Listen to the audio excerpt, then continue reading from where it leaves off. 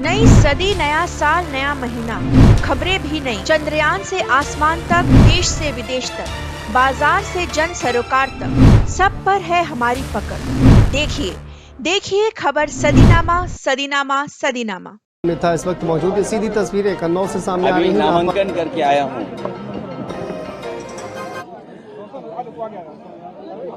मुझे याद आ रहा है, मैं अभी नामांकन करके आ रहा हूँ।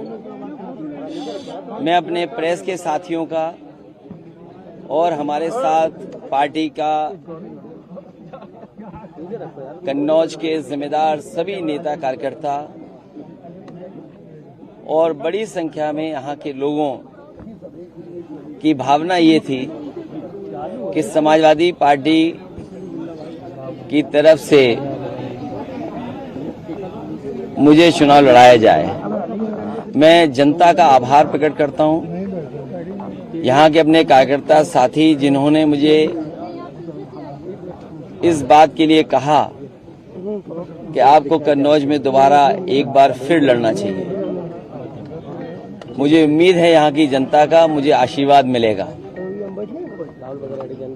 जब मैं राजनीति की शुरुआत में यहाँ आया था, उस समय जनेश्वर मिश्र जी, अमर सिंह अंकल, नेताजी आदरणीय आजम खां साहब और बड़ी संख्या में उस समय के नेतृत्व समय समय पर यहाँ आया था और मुझे नेताजी ने यहाँ पहली बार चुनाव लड़ने का फैसला लिया था। और वो दिन है आज फिर मैं जनता के बीच में जा रहा हूँ। कन्नौज की जनता ने उस समय भी आशीर्वाद दिया था। मुझे उम्मीद है कि इस बार भी कन्नौज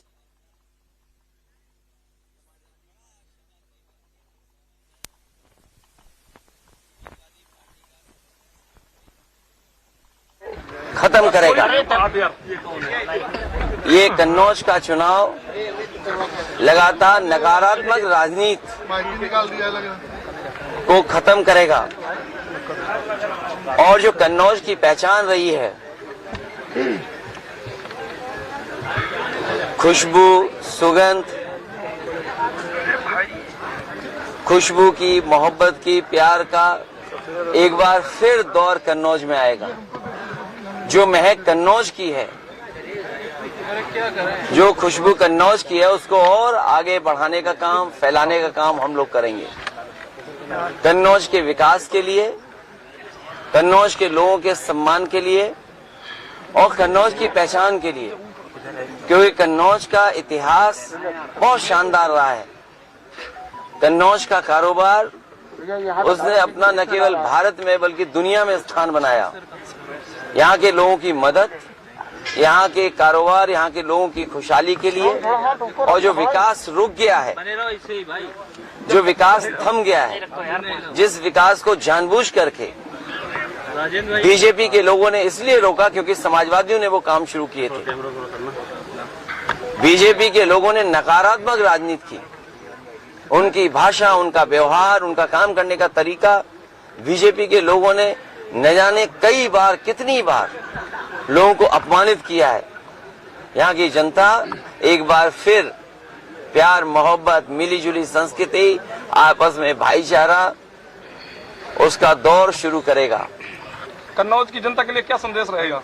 मैं कन्नौज की जनता के लिए पहले भी सेवा करने आया था और कन्नौज की जनता ने विकास होते हुए देखा है।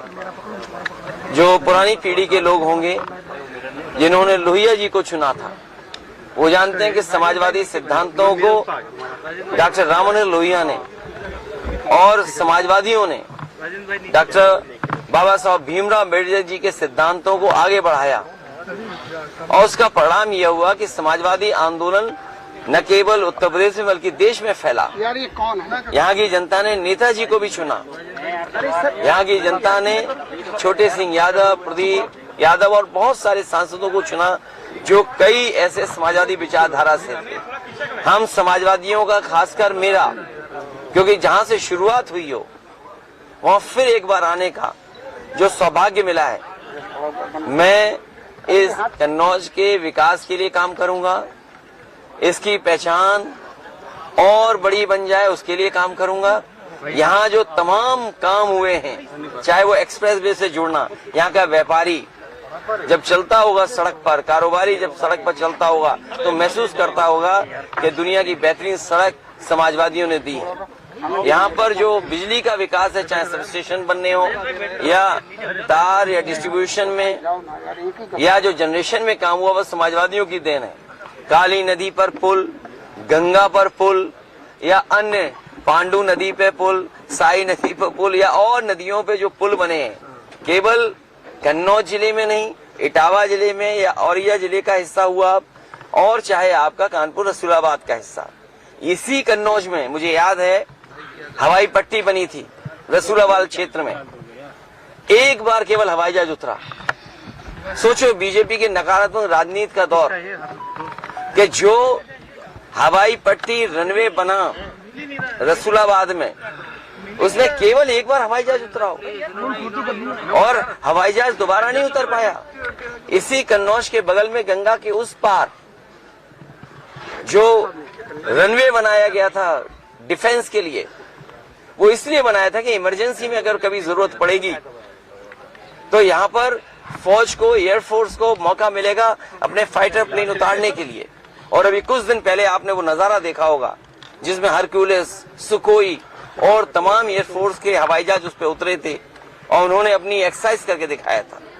ये गंगा पे पुल 8 लेन है और मुझे खुशी है इस बात की कि जिस समय ये पुल बन रहा था, बहुत सारी और संस्थाओं के अधिकारी आकर के देखते थे कि आखिरकार बारिश में कैसे बन रहा है।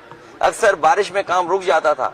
8 लेन गंगा का पुल, आप जहां से माँ गंगा शुरू हुई हैं और जहां तक माँ गंगा है आखिरी जगह तक, अगर कहीं 8 लेन का पुल बनाओ, सबसे पहले समाजवादियों ने 8 लेन पुल बना करके इसी कन्नौज को जोड़ने का काम किया था।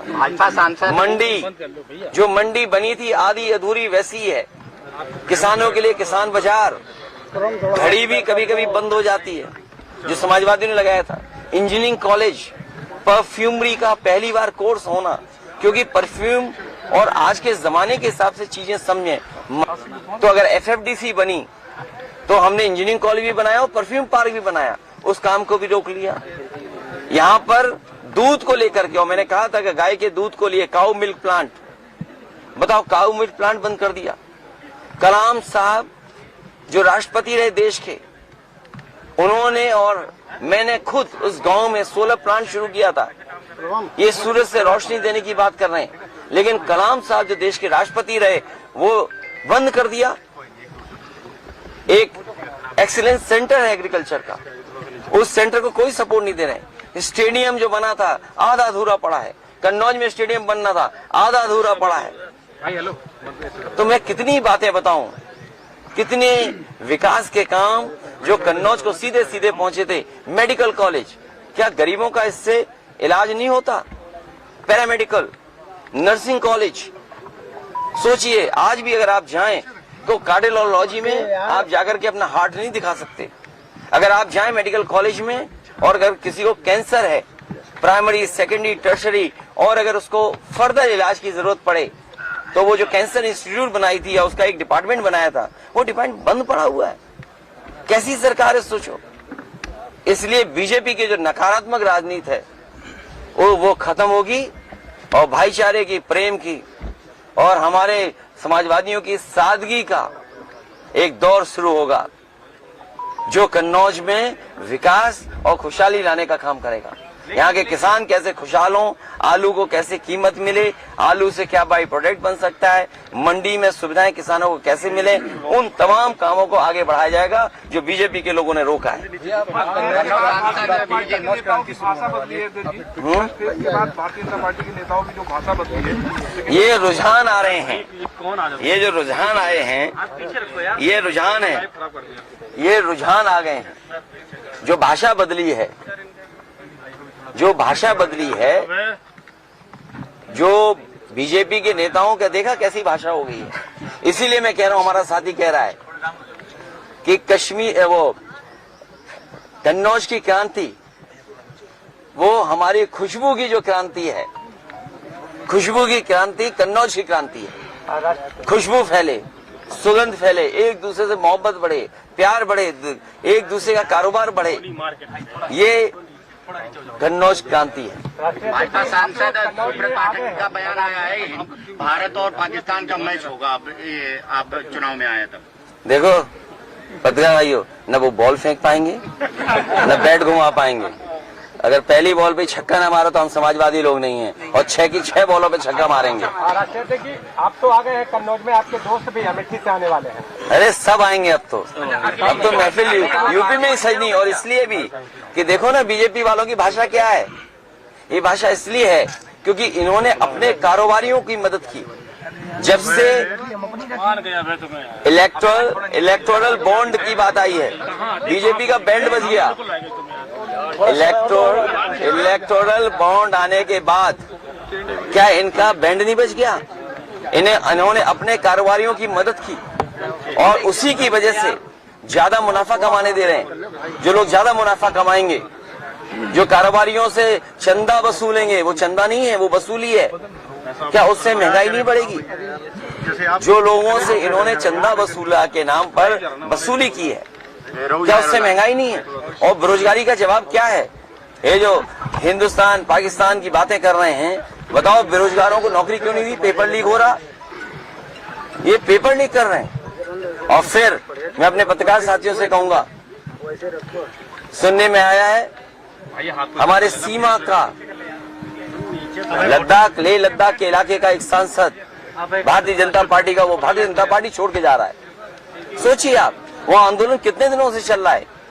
एक व्यक्ति और पूरे वहां के लोग 21 दिन वहां पर आंदोलन किए, भूखे प्यासे बैठे रहे, 21 दिन की भूख हड़ताल की। और रिजांगला जो हमारी पहचान थी हमारे फौजियों की, वो बताओ रिजांगला छीन ली। क्या देश को कमजोर बना रहे हैं? इनके धोखे में ना आए। ये टैक्स के नाम पर लोगों से पैसा वसूल रहे हैं, और वही लोग जो जीएसटी देने वाले थे उनको जीएसटी चोरी करना सिखाया, और उन्हीं से बीजेपी के लोगों ने चंदा लिया और वसूला। बहुत पहले अगर आते तो हालात थोड़ा और पहले अगर आप क्या चीज? अगर और पहले ये क्लियर हो जाता कि अखिलेश भैया कन्नौज से, तो हालात दूसरे होते। अरे तुमने अंग्रेजी में कहावत नहीं सुनी? Strike the iron when it is hot. हथौड़ा तभी मारना चाहिए जब लोहा गर्म हो। ठीक टाइम में मारा कि नहीं मारा हथौड़ा, बताइए समाजवादियों ने? ठीक मारा, धन्यवाद। प्रेस के लोग तुम भी मदद कर रहे हो, मैं जानता हूँ। भैया आप अगर सांसद बनेंगे तो कन्नौज को प्रेस क्लब देंगे? प्रेस क्लब नहीं, जिस तरीके से सड़क दुनिया के बराबर दी है, आपके सड़क के किनारे आपने वे साइड एमिनिटी देखी होगी, पूरा देश घुमाओ, कहीं इससे अच्छा हो तो बता दो आप। नहीं भैया कन्नौज, इसलिए प्रेस के लोगों को भी प्रेस क्लब पूरे उत्तर प्रदेश और देश से बेहतर देंगे। सरकार बनाओ समाजवादियों की। भैया कुछ और क्या काम होने वाले हैं जो कन्नौज जनता के लिए? एक ही काम होना, पहले इन्हें क्लीन बोल्ड कर दें, और ऐसा क्लीन बोल्ड करें इन्हें तो दोबारा स्टेडियम में घुसने की बात न करें। हम जिन्होंने स्टेडियम न बनाए हों, क्या आपको पता था यहाँ पे एक हवाई पट्टी बनी है? सोचिए, आज तक हवाई जहाज नहीं उतरा उसमें, यहाँ का विकास रोक दिया। समाजवादी पार्टी के सभी नेता यहाँ प्रचार करने आएंगे। पहले और इस चुनाव में कितना अंतर मानते हैं? पहले आप पहला चुनाव लड़ने आए, इसके बाद अब आए चुनाव लड़ने। ठीक बात ये, हमारा पत्रकार साथी सही सवाल पूछ रहा है कि पहले चुनाव में और इस चुनाव में क्या देख रहा हूँ। वो चुनाव नेताजी हम लोगों को लेकर के आए थे, और इस क्षेत्र के लिए मैं नया था। यहाँ की जनता ने अपने वोट के माध्यम से न जाने कितना प्यार और सम्मान बढ़ाया समाजवादियों का उस समय, उन परिस्थितियों में, जिसकी वजह से आज भी लगाव कन्नौज की से है। हम लोग सत्ता में रहे हों न रहे हों, आपने देखा होगा कन्नौज से दूर हम लोग कभी नहीं गए। कन्नौज के लोगों से और कन्नौज क्षेत्र से हमेशा जुड़े रहे, और कन्नौज से अगर लगाव न होता तो क्या दुनिया की सबसे बेहतरीन सड़क यहीं बनाते हैं?